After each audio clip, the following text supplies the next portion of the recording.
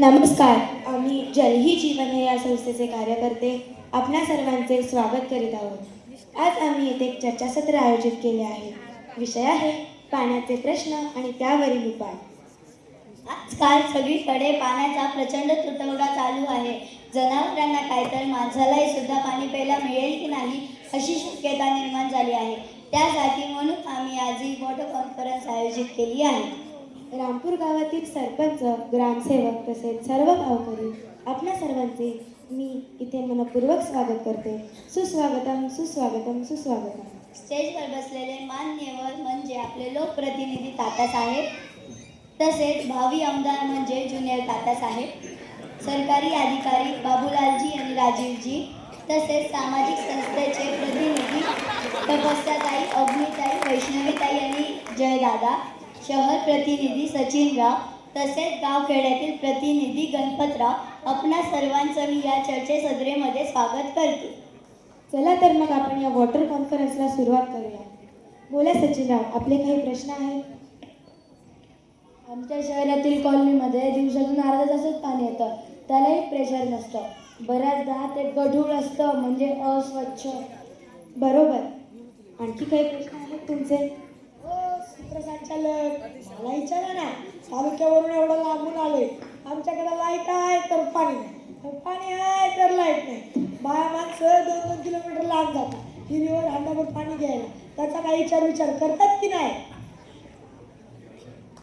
आमचं पाण्याचं बिल पण जास्त येते हो. हो शहरी बाबू, तुझं नाव काय आहे? जरा खाली बसा. इकडं आमच्या रामपूरमध्ये एक बाई विहिरीवर पाण्याचा हंडा भरायला गेली होती. बिबट्याने तिच्यावर हल्ला केला, जीवनीशी गेली बिचारी. फारच वाईट झाले हो. हे बघा, इकडे यांचं काय चाललंय, तुमचं काय चाललंय. पाण्याचं बिल तरी कमी करू, आमच्याकडे पाणी येत नाही हो. हे तात्यासाहेब काय सांगणार आहेत? मागच्या इलेक्शनच्या आधी जाहीरनाम्यात सांगितले होते की घराघरात नळ देणार. मग दिले की नाही? एकही घर असे नाही जिथे मी नळ दिले नाही. तुम्ही फक्त नळ दिली आहे, त्याला पाणी कुठं आहे? अरे थांबा थांबा थांबा, त्यांना बोलू द्या. मी नळाचे आश्वासन दिले होते, ते प्रत्येक घरात नळ देऊन पूर्ण केले. येथे निवडणुकीत तुम्ही मला व माझ्या पक्षाला बहुमतांनी विजयी करून द्या, तुमच्या घराला लगेच पाणी सोडतो. मागच्या इलेक्शनच्या वेळेस तुम्हाला मतदान दिलं होतं, तेव्हा तुमच्या सरकारने काय केलं? त्याच वेळेस तुम्हाला मतदान देऊन आमची चूक झाली आणि तुम्ही बी म्हणालात की यावेळेस आम्हाला मतदान द्या. डोंबलं आमचं. अरे शांत बसा, शांत बसा, त्यांचं ऐकून तरी घ्या. बोला तात्यासाहेब.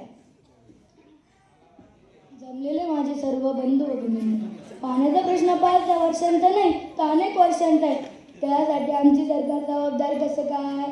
तर यासाठी आपल्या सर्वांचा सहभाग आवश्यक आहे. हो तात्यासाहेब, तुमच्या सरकारने पाण्याचा प्रश्न सोडवण्यासाठी काय केलंय ते तर सांगा की. आज का मुझे पती गोलावर गेली आहे. पाण्याचा तुटवडा दिवसेंदिवस वाढतच चाललाय. सरकार अनेक वर्षांपासून काम करत आहे.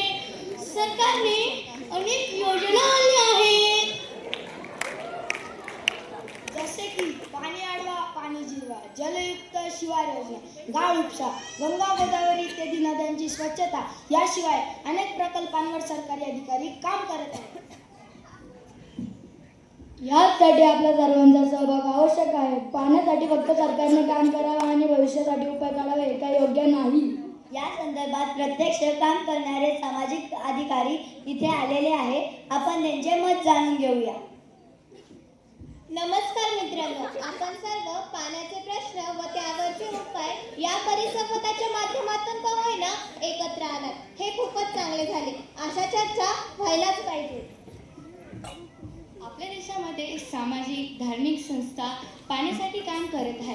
उदाहरणार्थ पाणी फाउंडेशन, वॉटरमॅन, राजेंद्र सिंग यांनी तरुण भारत संघाच्या माध्यमातून खूप काम केले आहे. बऱ्याच धार्मिक संस्थांनी काम केले आहे.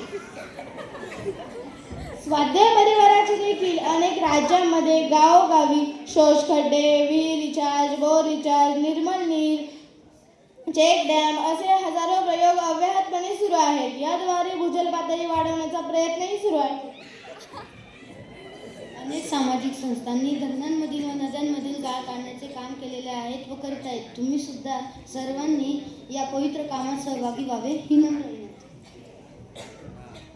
आम्ही सुद्धा पाण्याचे अपव्यय टाळू. आम्ही आमच्या गावात प्रत्येक घरासमोर शोषखड्डा करू व आमचे गाव पाण्यासाठी स्वयंपूर्ण करू.